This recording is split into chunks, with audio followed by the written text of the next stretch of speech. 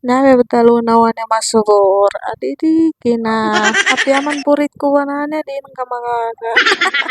Daman buyar ko kanamansal ka buyade. At syempre, flex ko sal ka na ipakawa sa mga buyat. Pag bagong panganak ka, ayan siya, belt. Nasa 1.5 lang naman ang halaga niyan. Mura lang para sa mga mayaman. And this time guys, wala talaga akong ka-makeup. Wala rin akong tulog that time kasi nga inaantay ko tong order na napakalaki. At yung binili ko nga pala dito na budget ay galing lang kay Meta. Kaya sige lang, todo bus na lang ako para makabili ako ng mga gamit ko. Alert!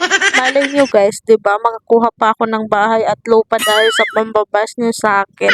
Binilihan ko nga si Hanan nitong scroller kasi nga pag lumalabas kami, bit-bit ko siya. Hindi pa nga dumating yung ibang order ko, nauna na to at syempre sobrang kailangan na kailangan ko nga to kasi nga mag-grocery kami. At alam nyo ba, natatawa nga ako kasi nga sobrang hirap pala na gawin ito, sobrang hirap niya ayusin. Mahigit 1 oras ko nga rin to ginawa kasi sobrang hirap talaga. By the way nga pala, nakakakita ako ng mga basher ko na nagko-comment na sinasabi nilang mukha daw akong gasol.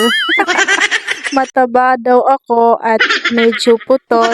Okay lang naman maging putot at maging mataba. Ang tawag po doon, hindi gasol. Cute po ang tawag doon. Haller. Napansin ko talaga na hindi makamove on yung ibang bashers ko. Panay post nila sa mukha ko na yung picture ko pa naman na pinopost nila yung time na buntis pa ako.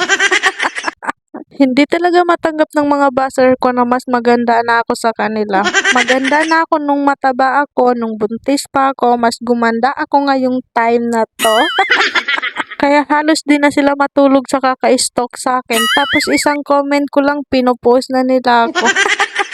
Natatawa na lang talaga ako sa kanila kasi nahahalata ko talaga na napaka-inggit nila, napaka-insecure nila at hindi sila nakaka-move on, hindi nila natatanggap na mas gumanda na talaga ako ngayon. And this time guys, tignan niyo naman si Nuno, oh, napakabait na bata, hindi talaga siya umiiyak, napakamasayahin din na bata yan, bibong-bibo siya. Nung pinagbubuntis ko kasi siya guys, lagi akong masaya and ayoko na nai-stress ang sarili ko, kaya naman perfect si Nuno. Thank you for watching!